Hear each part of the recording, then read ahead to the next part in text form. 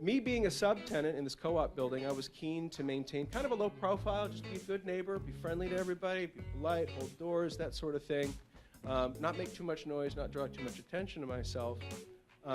Unlike the family, maybe, who lived in the unit below me in 1D. I never quite, in the 7 years I was in that building, I never quite sussed out the nature of the relationship between the adults in that space. India, the woman who lived there, she was probably in her mid to late 30s. She had a little baby who, by the time I left, was a big toddler. And then there was the man who lived in that apartment with them. And I could never figure out if he was India's partner, cousin, brother. It was never made clear to me. I never saw a moment of affection between them, but you never know what goes on behind closed doors. Perhaps they're not the kind of people that are going to demonstrate any affection they have, or maybe they are just roommates or friends. I don't know. But I never met India formally. The only reason I knew her name was because this man, who was Puerto Rican, he was without hair, sort of stout of build, faded tattoos on his arms, and a big, dark, thick tattoo here on his neck. Always a scowling look on his face. Sort of a rough and tumble guy. Looked like he'd been down some hard roads. The sort of dude who, if I'd encountered him at 2 o'clock in the morning on a darkened subway platform, I wouldn't have been afraid. But my guard would have been up a little bit. I'd have been aware of his proximity to me. But I didn't see him in that regard. He was my neighbor. He lived in the apartment beneath me. We'd see each other checking mail. And his name, or at least what we called him, was Tattoo. We called him Tattoo. Tattoo was a scrounger. He was always digging around in things and making things work and fixing things that had broken. And it became clear to me over years, little bits of innuendo that I picked up, that he'd been down some hard roads, he had had some hard times, and he was just trying to make the best of things, just trying to get by in the only way that he knew how. You know, if someone's air conditioning unit broke and set down on the curb, Tattoo would be in there lickety-split, peel all the copper out of that, because there's no reason to let that go to waste. You know, he was always futzing with things. But I never met India. I would just hear Tattoo out amongst the garbage cans calling out, India! India! India! Just like 6 or 7, maybe 8 times, Tattoo would call to India before she would finally crank open the window and go, what? And then they'd sort of patter at each other in Spanish, most of which I couldn't pick up, and go about their regular day. So Tattoo was somebody that I saw about on the regular. He picked up pretty quickly that I was just always going to be polite. Never really had an interaction beyond just hellos in the hallway, though. Until 2009, a lot of things had happened in the 4 years that I'd been living there at that point. I'd gone back to school, I'd had a funky job. Those are a separate story. I was now done with school, I was leaving the funky job, and I was about to launch my way around the country on a national storytelling tour. So I wasn't coming back to the apartment, I wasn't going back to the job, and I needed to get rid of everything. I was selling things online, and I was putting things on the curb, and Tattoo picked up pretty quickly on the fact that I was just putting a bunch of junk out on the curb.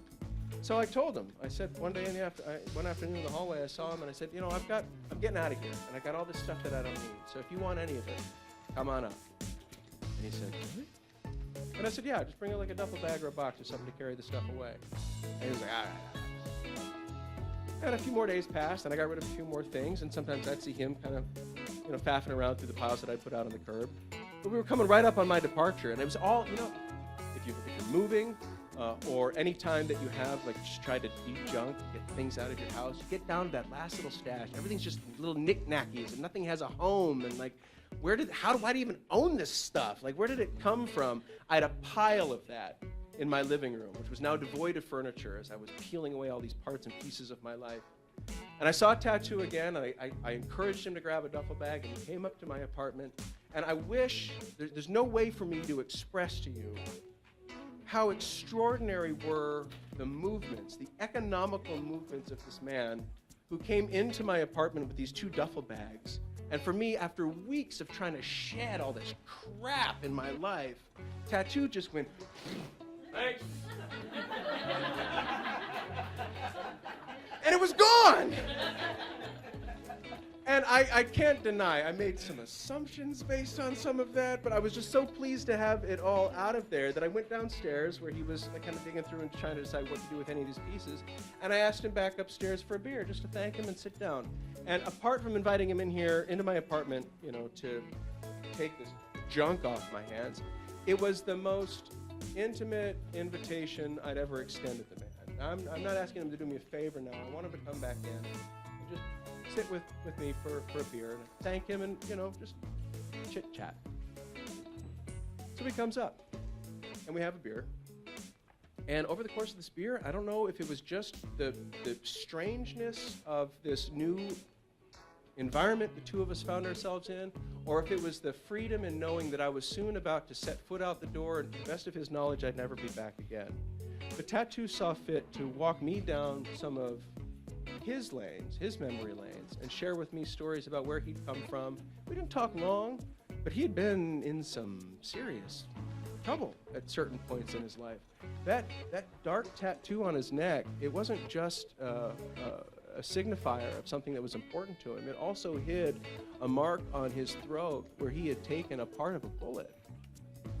And he didn't get into the details as to how that had happened or why, and I didn't ask. I didn't need to know.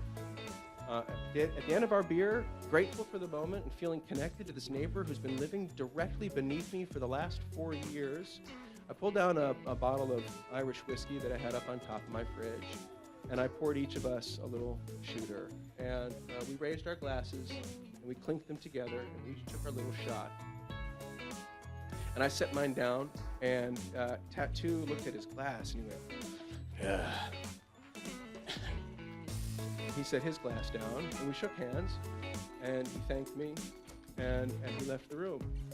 And he was gone now, out of my space, out of my home, and I'm looking at these two little empty shot glasses, and thinking about everything that's just transpired, how quickly all of this has occurred after these 4 years of being so near to one another, having this intimate moment, and having shared a beer, and my stuff being in his apartment right now, and these two little shots that we've had, and the bullet in his neck.